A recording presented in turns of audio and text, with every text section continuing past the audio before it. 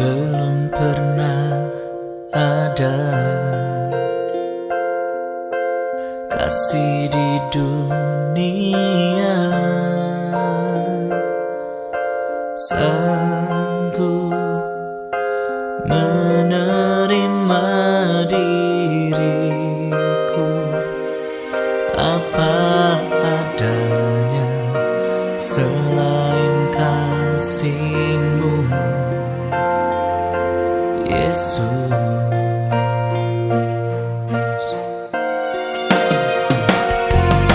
Sungguh tiada lagi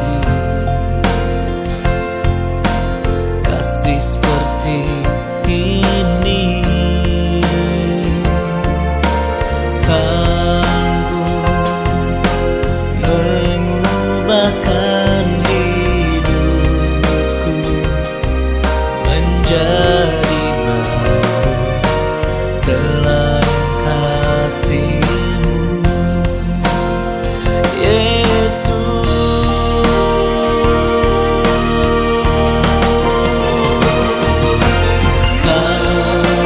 Ku kagumi dalam hati, kasih-Mu tiada duanya. Sampai kini ku akui kasih-Mu tiada duanya. Ku kagumi dalam hati, kasih-Mu tiada duanya. Sampai kini ku akui kasih-Mu tiada duanya.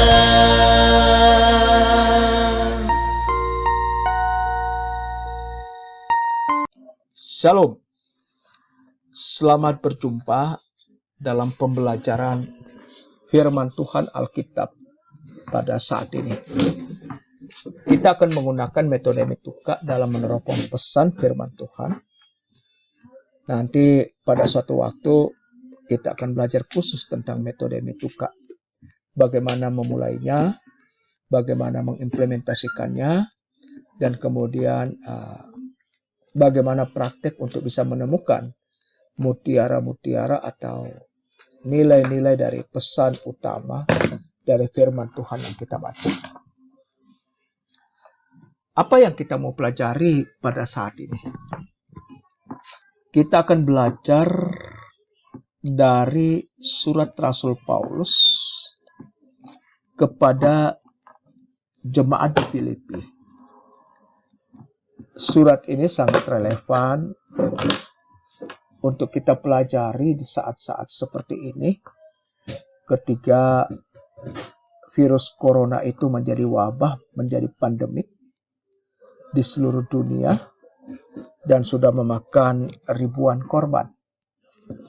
Bahkan kita sendiri dilarang untuk berkeliaran di luar seperti biasanya. Kita dianjurkan untuk berdiam diri di rumah, dan kemudian secara fisik kita harus bisa konsisten menjaga jarak.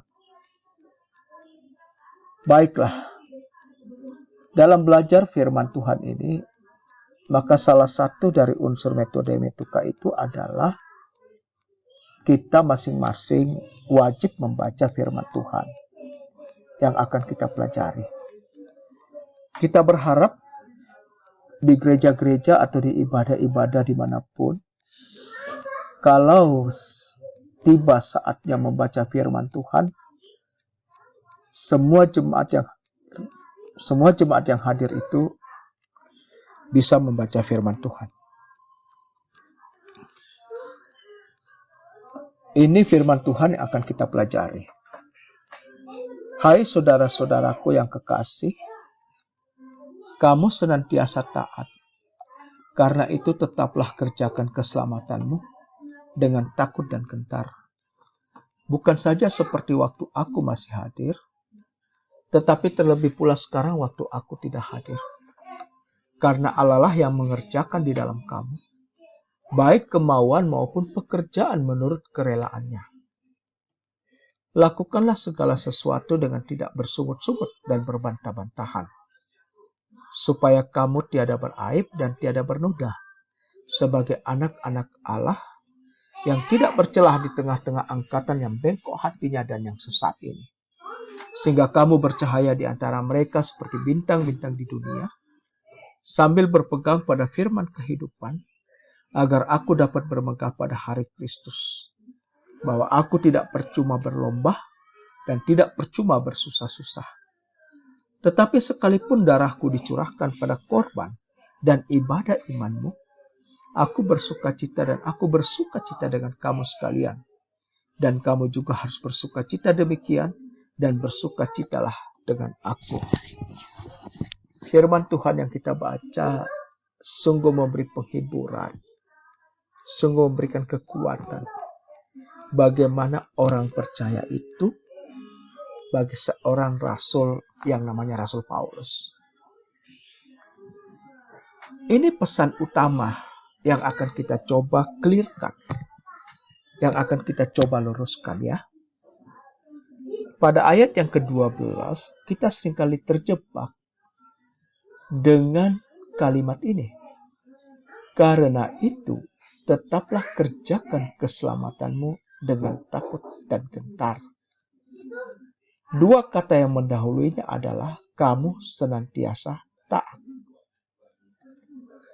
Dua hal inilah yang kemudian membuat banyak orang terjebak dalam satu kesalahan pemahaman yang seolah-olah mengatakan bahwa apa yang Yesus buat di atas kayu salib dan kemudian apa yang Yesus kerjakan di atas kayu salib itu berdampak pada keselamatan pada setiap orang yang percaya, itu tidak bersifat kekal.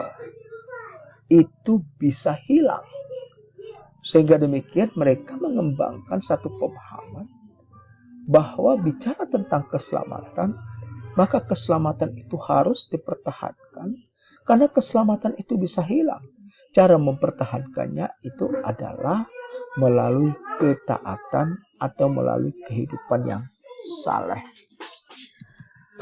Mari kita luruskan ya tentang pendapat itu dengan cara meneropong ayat 12 ini dengan metode etika. Yang pertama, bagaimana Rasul Paulus memberikan sapaan kepada jemaat di Filipi. Ketika surat ini ditulis, Rasul Paulus itu sementara berada dalam satu keadaan yang menyedihkan. Keadaan yang sebenarnya menurut ukuran kita itu keadaan yang sulit.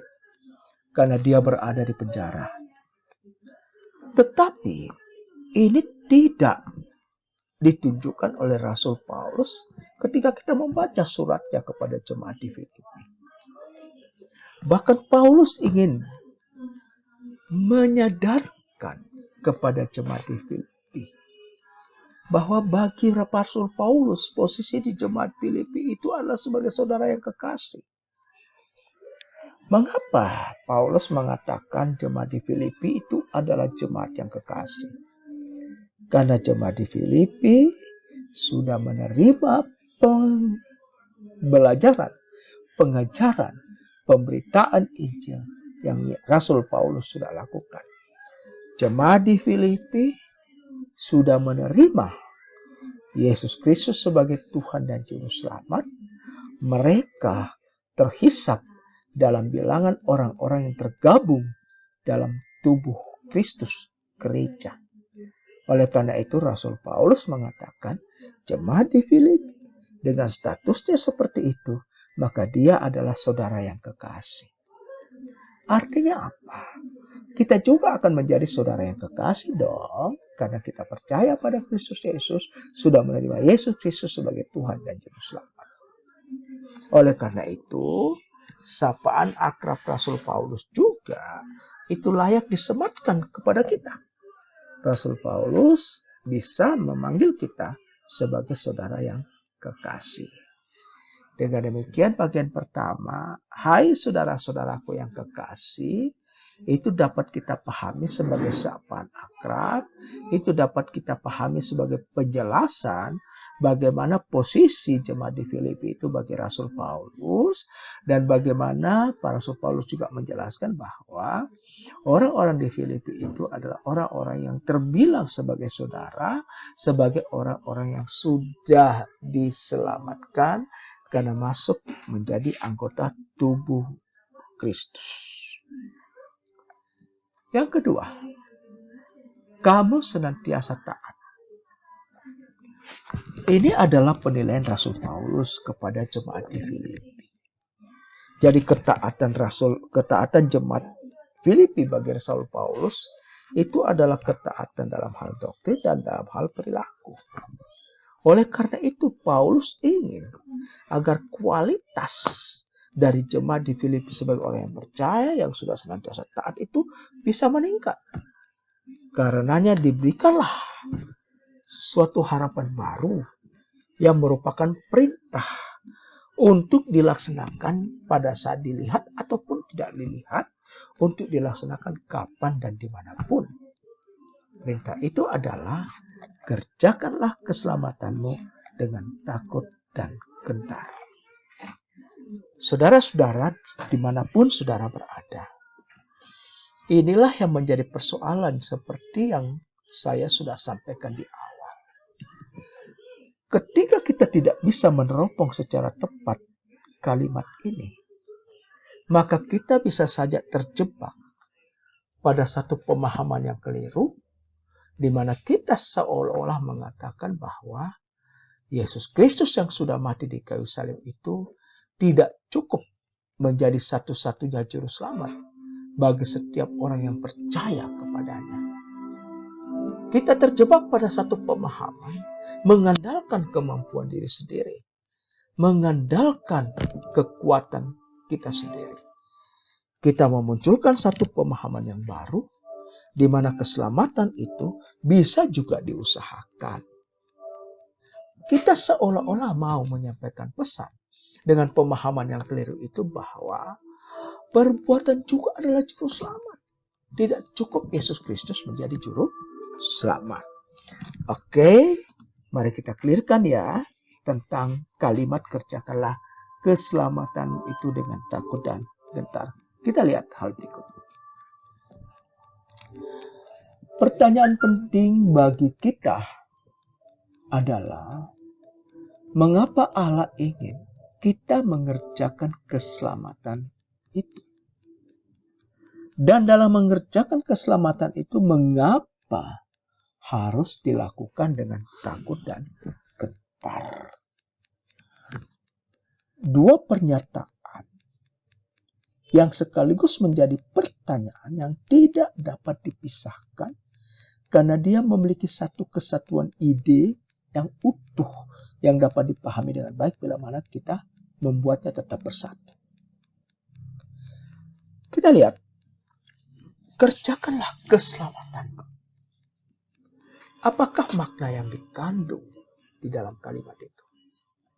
Makna yang dikandung dalam kalimat itu adalah mau menjelaskan katamu. Kita itu, orang yang percaya itu adalah orang yang sudah diselamatkan. Artinya jemaat di Filipi, karena dia percaya pada Yesus Kristus, menerima Yesus Kristus sebagai Tuhan dan Juru Selamatnya, maka dia terbilang sebagai orang yang sudah diselamatkan. Jadi kalau kita mau membahasakannya, mengkalimatkannya secara bebas, maka sebenarnya begini, hai orang percaya, kerjakanlah keselamatanmu itu, keselamatan yang engkau sudah terima itu. Keselamatan yang kita sudah terima sebagai orang percaya itu adalah keselamatan yang diberikan secara sukarela oleh Allah. Di dalam ayat 13, saudara boleh melihat ayat itu. Artinya apa? Bahwa keselamatan itu sesungguhnya adalah pemberian Allah. Ini saja sudah menjelaskan Ketika kita bicara keselamatan masuk surga, itu hanyalah karena apa Allah kerjakan, Allah berikan kepada kita. Jadi gugurlah pendapat yang mengatakan bahwa keselamatan itu bisa diusahakan. Karena pada ayat 13 mengatakan bahwa keselamatan itu adalah pemberian. Pemberian diberikan oleh Allah menurut kerelaannya. Dan pemberian itu adalah sesuatu yang Allah sudah kerjakan sendiri melalui Yesus Kristus. Jadi ketika kita bicara keselamatan, itu bicara tentang apa yang Allah sudah kerjakan. Dan itu kemudian diberikan kepada setiap orang yang percaya kepada Yesus Kristus menurut kerelaannya. Pada saat kita sudah menerima keselamatan itu, maka Allah meminta supaya kita itu mengerjakannya. Dan dalam mengerjakannya itu, ini kebenarannya bahwa Allah lah yang mengerjakannya di dalam kita. Jadi Allah tidak berhenti bekerja pada saat keselamatan itu diberikan. Tetapi Allah juga terus bekerja melalui Roh Kudus yang sudah berdiam dalam diri kita untuk bisa mengerjakan keselamatan yang kita sudah terima. Dengan demikian, saudara-saudara, kata mengerjakan atau kerjakanlah itu artinya melaksanakan atau menunjukkan atau menyaksikan apa yang Allah sudah kerjakan, apa yang Allah sudah berikan, apa yang Allah sudah titipkan. Apa itu? Yaitu hasil pekerjaan Allah. Hasil pekerjaan Allah itu rujukannya kemana? Yaitu pada waktu Kristus mati di kayu salib dan kemudian dia bangkit pada hari yang ketiga. Mari kita simpulkan. Mengapa harus dilakukan dengan takut dan gentar? Karena dia sebagai titipan, sebagai pemberian, maka itu bersifat sebagai amanah.